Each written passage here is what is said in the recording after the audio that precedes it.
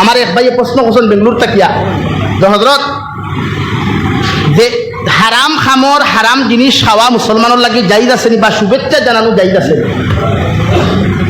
আপনারা হোক পাচ্ছেন ইসলাম ধর্মত বার্থ ডে পালন করা শরীয়ত সম্মত হালাল না হারাম? ইনো সব একমত না দ্বিমত? সব একমত না দ্বিমত?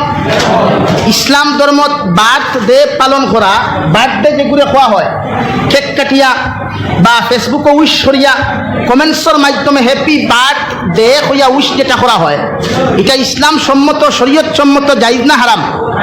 হারাম। তো এই হারাম খামো যদি আরেক মানুষে পোস্ট করে গুনাহ করলো না সওয়াবের কাম করলো? ও যুবক ভাইয়েন, সওয়াব করলো না গুনাহ করলো? হ্যাঁ। দেখি এখন যুবক হলে যদি তার গার্লফ্রেন্ডের যদি বার্থডे হয় यार सामारी कुना बाजार उमेश तो बिठाई दे क्या हो गया रे भाई आज मेरा गर्लफ्रेंड का बर्थडे है इसलिए हैलाकंडी टाउन में सबसे ज्यादा दाम वाला जो केक है इसको मेरे को दे दे भाई किस लिए मेरा गर्लफ्रेंड का जाने जिगर का बर्थडे है नाउजुबिल्लाह लगी हराम खामो उश करो हराम ना हलाल বলেন হারাম খামো উইশ করা হালাল না হারাম? এর লাগি বার্থডে পালন করবা না বহুত মুসলমান হয়ে বার্থডে পালন করুন, এটা কিন্তু চূড়ান্ত পর্যায়ে হারাম। এর লাগি আমি এদিকে যাইয়ান না, হওয়ার উদ্দেশ্য হইল কালামুল্লাহ শরীফ দামি না কম দামি? কালামুল্লাহ শরীফ দামি না কম দামি? দামি। এর লাগি আল্লাহ রাব্বুল আলামিন বলেন যালিকাল কিতাব, ও নবী আপনি হইয়া দেখো এমন এক কালামুল্লাহ শরীফ আমি আল্লাহ নাজিল করলাম যে কালামুল্লাহ শরীফের মধ্যে কোনো শক নাই, কোনো সন্দেহ নাই। আমি আল্লাহ এমন এক কালামুল্লাহ শরীফ গোটা জাহানের মানুষের সামনে উপস্থাপন করিয়ে যায় যালিকাল কিতাবু লা রাইবা ফিহি হুদাল লিল মুত্তাকিন। এই কালামুল্লাহ শরীফের হেদায়েত পাইবা যারা মুত্তাকি পরহেজগার ইমানদার পরহেজগার মুত্তাকি মানুষ যারা জমিনের মধ্যে হইবা এরা এই সমাজে হেদায়েত প্রাপ্ত হইবা। সুবহানাল্লাহ। এখন মুত্তাকি কারে কয়, মুত্তাকি কাহাকে বলে বুঝা লাগবে না। এখন নয়া দামি পাঞ্জাবি লাগাইলাম, সেলোয়ার লাগাইলাম আর ভালা হরিও বাজি স্প্রে সেন্ট লাগাইলাম, স্প্রে সেন্ট লাগাইলাম, কোনো সবাইকে ফুক তাহলে ঠেলা মারলাম না, হো রুফা এখন লাগাইয়া খাবারে বলিলাম, ওগুর নাম মুত্তাকিনি, ওগুর নাম ফরেজগার নেই না। আল্লাহ রাব্বুল আলামিন বলেন তুমিনুনা বিল্লাহি ওয়া রাসূলিহি, এরাই মুত্তাকি এরাই ফরেজগার যারা আমি আল্লাহ তাআলার মনোনীত মুমিন হইবা। আমি আল্লাহর উপরে একমাত্র ঈমান আনবা, বিশ্ব নবী তথা সমস্ত নবী আর রাসূলগণের উপরে ঈমান আনবা, আখিরাতের দিনের প্রতি ঈমান আনবা, সমস্ত ফেরেশতাগুলোরে বিশ্বাস করবা, আখিরাতের মাঠে বিশ্বাস করবা। এরাই একমাত্র মুত্তাকি পরহেজগার। সুবহানাল্লাহ।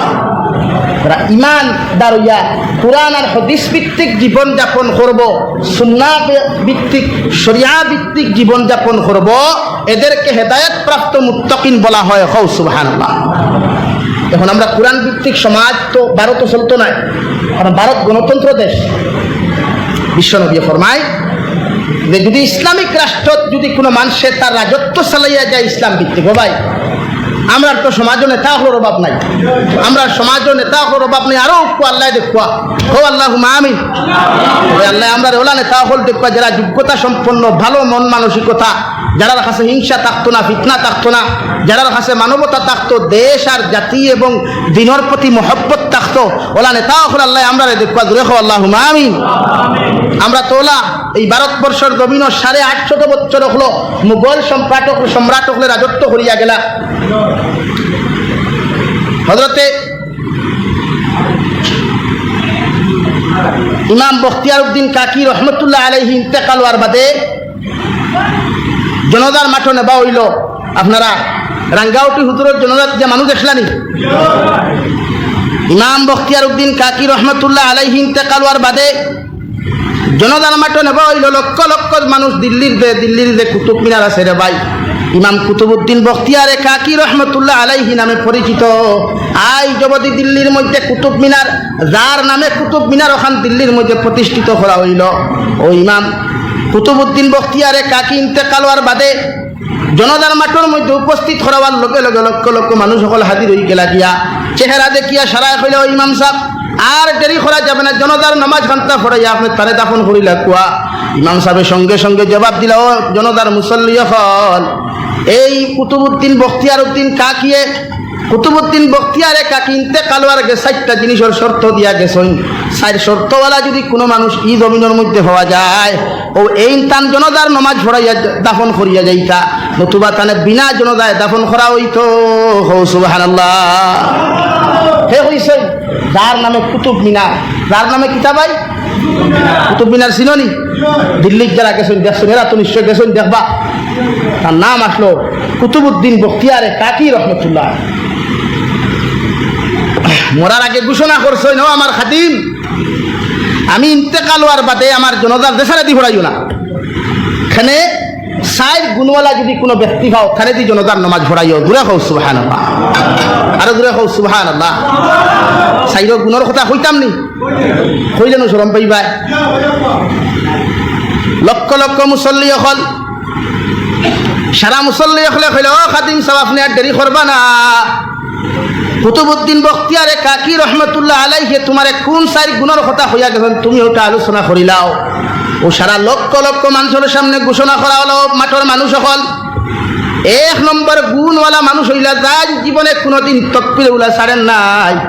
অর্থাৎ ইমাম সাহেব আল্লাহু আকবার হওয়ার লগে লগে ই মুসল্লিও তান করে থাকি আল্লাহু আকবার হইয়া তাকবীর উলা ধরিয়া, যতে মুসল্লির জীবনে কোনোদিন তাকবীর উলা ছাড়েন নাই। অর্থাৎ বালিগ হওয়া থাকি লইয়া তান ইন্তেকালের দিনাই এই মুহূর্ত পর্যন্ত যারে তাকবীর উলা ছাড়া নাই ও এই তান জনতার নামাজ পড়াইতা। হো সুবহানাল্লাহ। মিলবনি গোটা বরাকবলিতে পর্যন্ত কাউ চাই আসাম মিলবন বালিগ হওয়া থাকি ওর 1 নম্বর শর্ত পাইলাম, সারা তলে দি কথা খোল্লা দিলাইলা মাথা দিলা। 2 নম্বর শর্ত ঘোষণা হইল জনতার মুসল্লি হল আমরা শেখ সাহেব বখতিয়ার উদ্দিন কাকে হইয়া দিছেন। 2 নম্বর শর্ত হইল মুসল্লি জনতার নামাজ পড়াইতা জান জীবনে কোনোদিন আসরের সুন্নত খোদা হয় নাই। হো সুবহানাল্লাহ। কোন অক্তের সুন্নত? আসরের সুন্নত, সুন্নতে মুআক্কাদা নাই, গয়র মুআক্কাদা। অর্থাৎ পড়লে সওয়াব, না পড়লে আমরা এই মহল্লার গুছা করিও না। এই গোটা আসামও 99% মুসল্লি আসরের নামাজের সুন্নত পড়ই না। মানুষ সেইটা এমনকি বউ ইমাম হলেও পড়ই না, গুছা করবা না। আল্লাহ তো আসতে পারে। হ্যাঁ